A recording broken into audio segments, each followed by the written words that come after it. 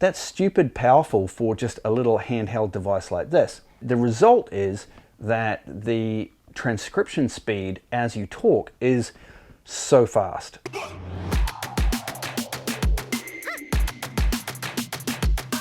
Fluentalk. Some of you will have seen my TimeKettle M3 translation earbuds review.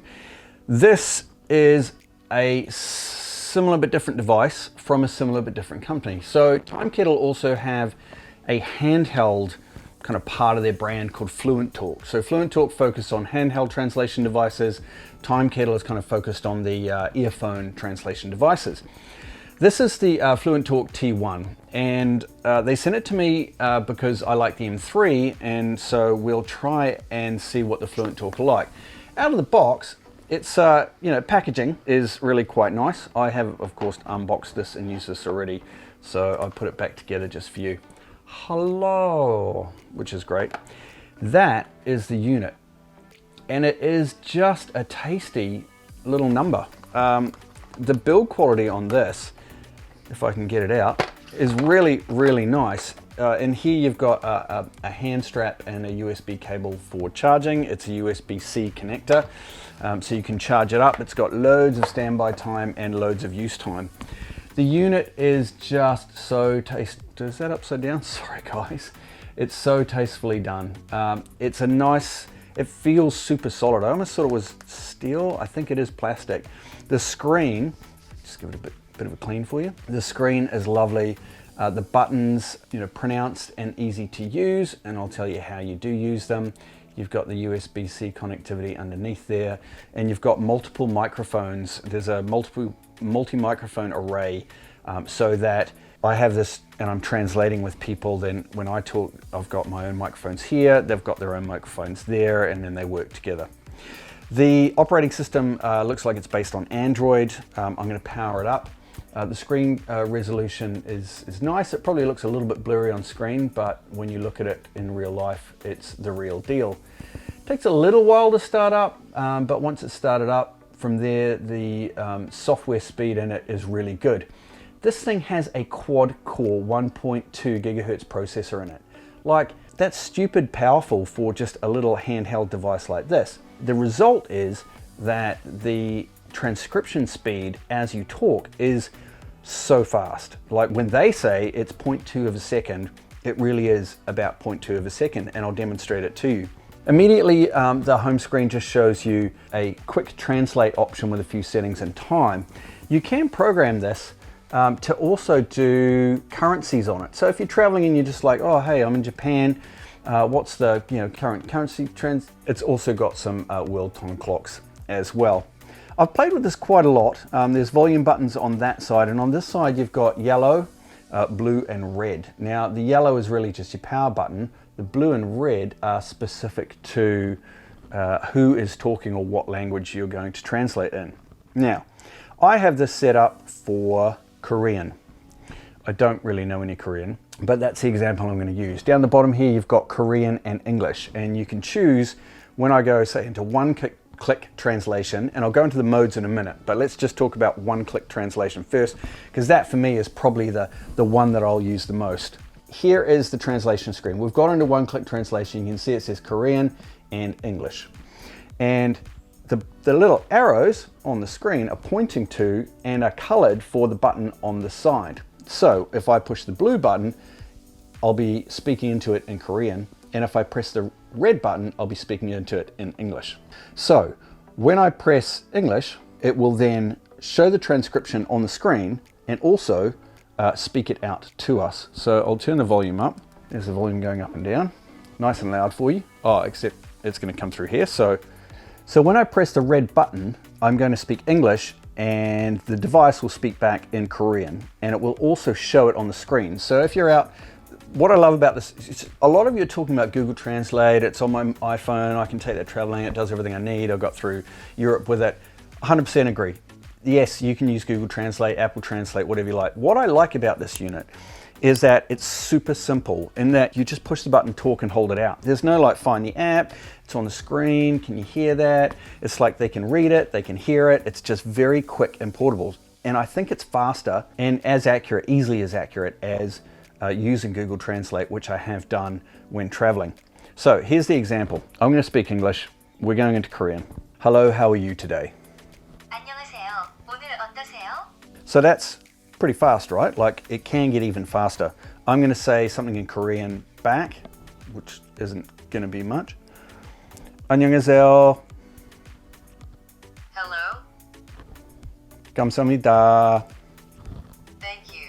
So that's, I don't know how much, I can't really do a lot more in this example. To change the language that you're translating in, it's just a matter of hitting the top here, and then it does a drop down. Now, of course, they do 40 languages and about, I think it's 93 accents. You can do up to 12 languages offline, I believe, and to do that, there's a little fish card that comes in the box. The fish card is basically a little card and you redeem it for credits, and then you can use those credits to buy offline translations that sit on the unit. Do you need to be offline? The cool thing about the T1 is that it comes with 2 years free global roaming data built in. So I think there's 200 carriers that support the device. So you can go to, I don't know, I couldn't find a country list, but a lot of countries with 200 carriers for 2 years, you get it free. So you'll always have data on this for the first 2 years included. It takes a nano SIM on the side if you would like to connect it and travel with it, as well as the offline. And if you've got Wi-Fi, then obviously it's going to work really well. So that's the push and talk option. And again, I've tried it in a few different scenarios and it is very, very quick to reply. Of course, it's a back and forth conversation, but it would be so easy if you're anywhere in the world just to go, you know, hey, I really want to know where the train station is. 야, 난 정말 기차역이 어디에 있는지 알고 싶어. I don't know if that translation was any good, but I'm sure that someone watching can speak Korean and will let us know. Overall, it's not going to be flawless, but you are going to pick up enough that you understand how to get around, right? So the other modes that you can do, if I swipe to the side, we've got some like ask for directions stuff. We've got chat. So one of the modes is chat translation. So you can have a group chat in here, and depending on what language people are typing into the chat, it could be a multilingual chat, it will translate that into your language so that you can be chatting with people and that makes sense. Listen mode is really just where you put it into listen mode, you choose the language, you press the speaker, and it just listens and translates on the fly. I tried this with TV. I know a lot of you guys are like, what are these time kettle things? Do they work with TV? Could I watch a movie with it? Not really, no. Actors speak too fast. It's going too fast overall. So it does translate it, but over time you start to get a little bit further and further and further behind. I could picture it being helpful in, you know, a conference or in a conference room where someone is speaking. It's generally one person speaking, although you can do multiple translations, especially if you also bring in the WT2 Edge unit that they sell. You can definitely get enough of a gist of what people are saying that you would understand. So that's kind of listen mode. Chat mode, listen mode, push to talk mode. The other mode that it has is photo translation. So it has an 8 megapixel camera on the back here.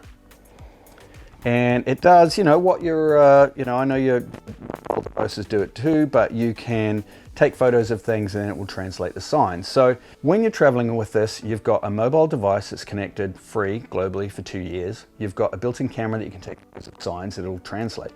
You can do push to talk to have a conversation back and forth with someone in another language, or you can put it in listen mode and just have it sitting there and you can listen and talk to each other. There's also conversation mode where you could put it here and it splits the screen in half, and when they talk it goes into that mic, when you talk it goes into that mic. It tells you which side you need to put it. So say, for example, I'm speaking English, someone's speaking Spanish, and then it will translate and write it out and speak. So that probably wouldn't be as effective in outdoors. You know, if it was a noisy environment, there is noise cancelling built into this. There's a lot of software that goes into processing the signal, but I think if it was too noisy, it just wouldn't be effective. In a conference room, in a boardroom, in a you know, one-on-one conversation, maybe a multilingual marriage or family, where you could have this on the table probably, and it would help translate a conversation between two people. There's always going to be a bit of a pause, but you know, if you had a translator, which I've had at a lot of meetings, you have to speak, you speak slowly, you then need to wait for them to process that, then to translate it, and then to translate back, and then you speak again in short sections with pauses so the translator can keep up. This would easily, you know, I don't want to put anyone out of a job, but this would do most of what you need for that. For super accurate translations where nuance is super important, like if you're closing a $10 billion deal and you can't get your words wrong, then perhaps I wouldn't trust this. But if I was going to be visiting the Great Wall of China and I took this with me, I'd feel pretty confident I could get lost and find my way home, as well as get some char siu bao and maybe something to drink.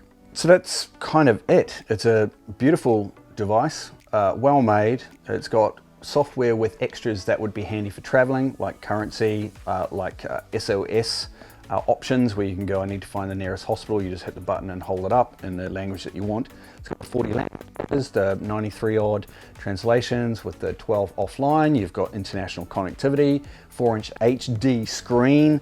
You've got the 4 modes, push to talk, one at a time. You've got conversation mode where you can both talk and it will pick up both of you. You've got listen mode where it listens and just translates to you.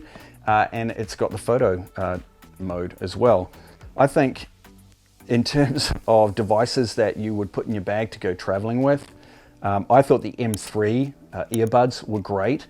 This for me is even better, and I love just the ability to push those buttons and talk, have the microphone array pick it up really clearly. I'm not looking at having long conversations. If you're looking at doing long conversations with translation earbuds, then you really want to look at the WT2 Edge. Those are much more suited to having in your ear for all of the same modes, but having, you know, more of a longer conversation with things or just constantly listening.